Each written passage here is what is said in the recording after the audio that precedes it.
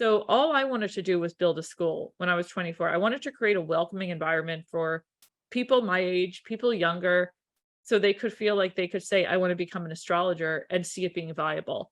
And that was not a thing at all in '04. So that's why I built the school originally. So the whole idea with the school was really to build an environment that would not only train you to become a high functioning, pristine astrologer, but that would also create an environment of learning and inspiration where peers can help each other and lift each other up as you grow. Our students also learn how to actually make this a career and thrive and make a great living from it. Because I never want to just give you the education and say bye, which is what a lot of colleges do. They don't teach you how to like work and make it work in the world. So that's something that I really pride myself in and pride our school in is we give careers to people. We have the RGA network, and we also show you how to build your own career in astrology too. Essentially, astrology is the language of energy, and it is the poetry of all life. It is absolutely beautiful. When you study astrology, you start to really hear the music of each person. So I want to go next to the ecologies. So we're going to go deeper into your ecosystem here. We're going to talk about what your ecosystem looks like. Aries is fire. Taurus is the rich, moist earth. Gemini, the quick, sharp winds that bring information. Cancer, the still, calm waters. They bring feeling, connection. Leo, the bright sun, the warming campfires. Heats, enlivens. Virgo, the crops of production.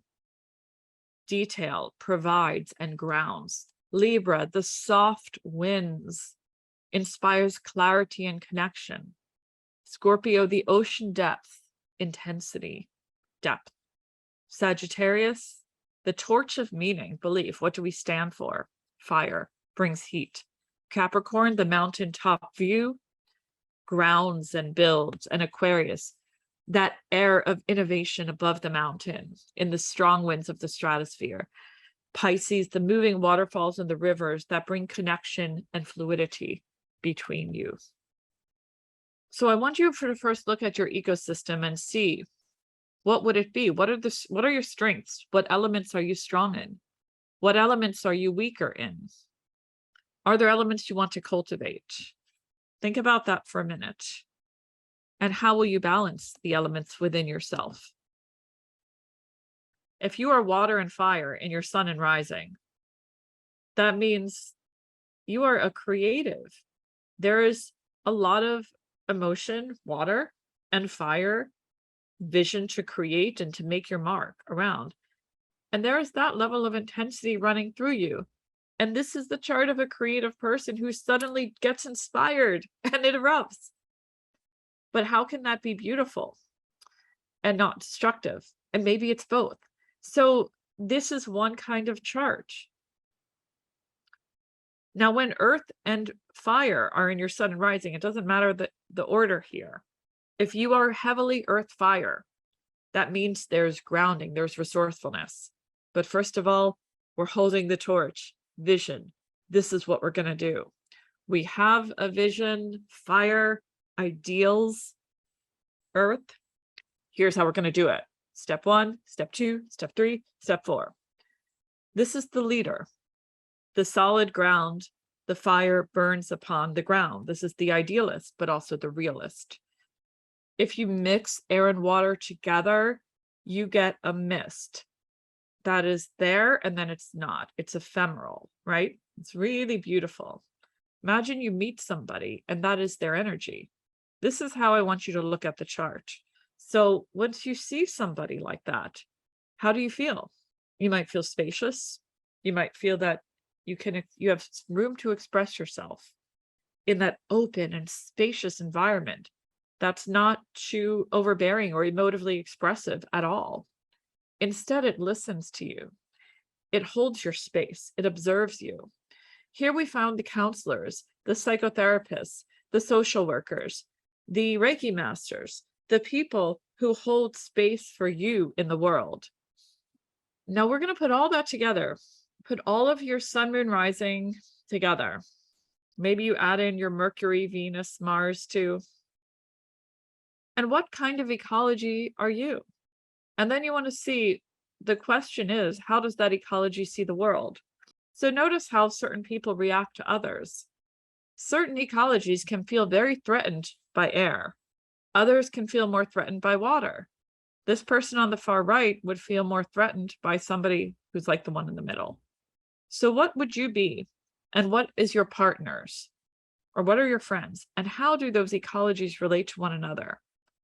I want you to think about what yours is strong in and what it lacks, and how you can invite what's missing into your life. Like if this is you on the far right here, if you're all water, I would say you're not the person that needs to be building systems, right? You're the person that needs to be showing up as a therapist or relating to others on a deeply emotional level, an empathic level. If you're this one in the middle, if your ecosystem is all fire and earth and air, then this is the realm of logic and ideas and creating them, right? And those might be two very different people. I'd say for a relationship to be healthy, there needs to be at least one similarity in the ecologies. Now, for business partners, you're actually better off to have more differences, because on a team, each person should have a vastly different skill. This is the course that we've been teaching for about 18 years now, I believe. And this is a certification course. When you graduate, you are on your path to professional astrology. We have an intermediate predictive course after that and much more down the road. But this is the beginning to your path to professional astrology. This course begins on October 10th, and you can go at your own pace, or you can take it with me, on the spot. But if you miss a class, you can always listen later. You also have office hours with me throughout the class, and you have access to our mentors, weekly mentor session. So the class is 36 lessons, 12 modules of content. You also receive discounts on all astrology readings while courses are in session. I teach in a way that is working with your own unique ecosystem and your voice as an astrologer, ultimately cultivating your own voice, learning astrology, each layer, one layer at a time, going through all of the planets, the signs, the houses, and ultimately how to put it all together and speak the chart in a beautiful and healing way for your clients. We also create little constellations, which you get assigned a group of 4 people. And within your constellation, you all can meet weekly and go over homework together and things like that. So some of you that might be entering today might say, I don't know if I want to become a professional astrologer. Either way, this is where you get your foundation. We focus on the foundations and put such a heavy weighting on strong foundations here, because once you have that, you can do anything with it. Now, for our graduates, you also will earn the opportunity to pursue professional astrologer and become part of the RGA network, which is a group of astrologers that we recommend through our website. So if you're interested in becoming part of a network too, and having a job in the future doing astrology, we love to promote our alumni. I've basically been an astrologer since I was 14. I grew up with astrology. I did all my friends' charts in high school. I've been doing this through college, and I studied with various mentors throughout my 20s. I've had all kinds of teachers, and I've sort of taken the best of what I liked here and there and combined it with my own style and ecosystems method. Essentially, I would want to teach you how to become a successful professional astrologer and love your life. There's not a day that goes by where I'm not in awe of this. I mean, that's the beautiful thing about astrology, is you are always going to be in awe of creation.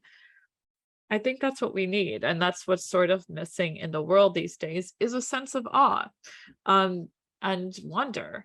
Astrology gives me that, and I hope it will gift you that as well.